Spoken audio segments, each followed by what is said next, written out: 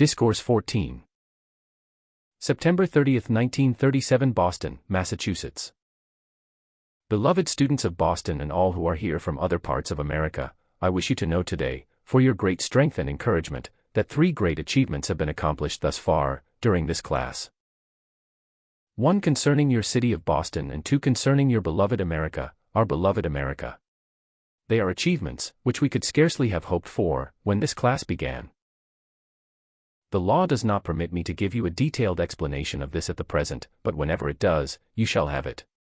It is best at the present that no further outer attention be given to it, except to know of the great achievement. We have been trying for almost 8 months, to bring about certain conditions, which to some degree had to come from the release of the feeling within the students, which would enable us to do this, for remember, in all we do for America and yourselves, we must have a certain amount of your feeling or outpouring of adoration and gratitude to accomplish it. Try to be at peace, all of you, concerning the number of students here. The number is not so important. While it is always appreciated by us, yet it is the volume of the power of divine love, gratitude, and acceptance released, which enables the work to be done. It is why we have not said this to you in just so many words, but I shall do it now. There is a very great reason for your 100% groups, and that is the feeling which you release there. I ask the individuals who are members of those 100% groups, do you not have a different feeling within you, in entering the 100% groups, than you do in what is termed an ordinary group? Do you not feel a more sacred power and greater firmness in your feelings than otherwise? If you have not noticed it, I ask you to watch it, because that is the case, as we have observed.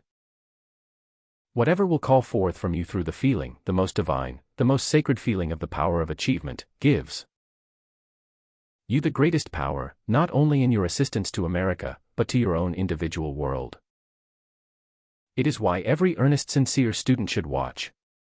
I do not mean this from an outer standpoint, but analyze just what feeling is operating in you, occasionally, so you may hold it in obedience to the greatest extent, for the requirements of the presence. You have no idea, beloved ones, how old momentum, unknown to you in the outer at the present, acts subtly in your feeling world. That is why the guard is always needed, every night and morning. At night before you retire, and in the morning when you awaken, call the presence to set that guard into action, in and over your feeling world. As you do it, you will find tremendous assistance given. Our rejoicing is so great, in being able to accomplish these things, for these 3 points accomplished are eternally sustained. I thank you for your willingness, not to be curious to know all about it. Do you know, dear hearts, and because this is so remarkable, I must mention it to you, when I referred to this, there was no curiosity went forth from anyone.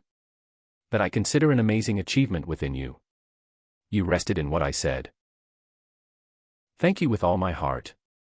Once you understand it, you will rejoice. It is magnificent, for it shows a poise gained within you of self-control, precious ones. Never lose it, I congratulate you. Now, it is not my intent to talk to you further than to acquaint you with this, because of what the power of your attention does. Dear precious people, your attention is the most powerful thing.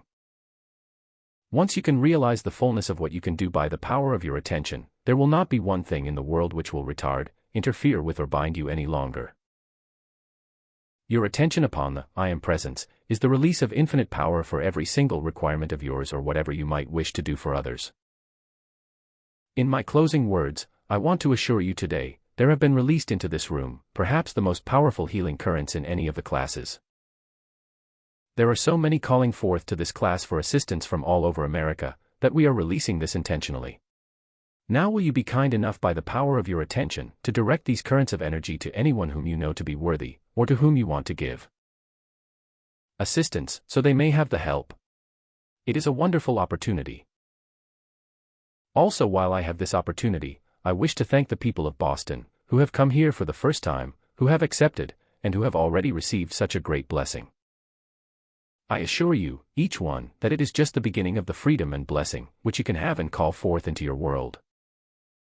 I might offer this suggestion to you and to all students and group leaders throughout America, if you will stand by firmly in your call, and ask the I Am Presence to reach out its hands and bring the earnest, sincere people, who are seeking this light, into the classes, into your groups, and keep out all others, you will find you will gain a momentum, and the selective intelligence of the higher mental body of each one will actually reach out its hands and by the power of attraction, draw to these classes and the groups. The earnest, sincere people who really want the light, those who do not feel antagonistic, and are willing to put aside their own preconceived ideas, at least, to find out whether they care for this understanding. Recently, we have observed that particular activity among the groups and the students everywhere. Where it has been adhered to closely, the attendance has expanded much more rapidly than if there be a feeling within the group leader or individuals they have to do something outwardly to get the attention of the people. There are two activities, and perhaps the radio is the greatest power of getting the attention of the people than any other thing. The reason for that is this: with the transcriptions and Mrs. Ballard's work over the radio, when the people are listening to the radio, they are wholly quiet and in their own atmosphere. There is nothing to distract the attention from the words to which they are listening. Now, beloved ones, I am not criticizing the students of the classes, but let me just remind you, when someone walks into the room, you know how quick the attention goes to that individual, until he or she sits down and is quiet. Notice how easily things in the room or a movement will take your attention. I ask you for your own blessing to pay no attention to who comes in or goes out, but hold your attention upon what is being given. If you will train yourselves to do it, you will sometimes grasp points which you pass over in that moment, which would be of infinite blessing to you. I ask you to watch it. Because of old habit, the moment there is an unusual movement somewhere, the attention wants to go there, and unless you hold it in a firm grasp, it will do it. The safe way on the point of concentration, as the messenger once said to you in the class, is when you have before you a point of achievement, you want to hold all your forces concentrated and focused upon it. You cannot afford to let outer activity draw your attention here and there, if you want to have quick accomplishment.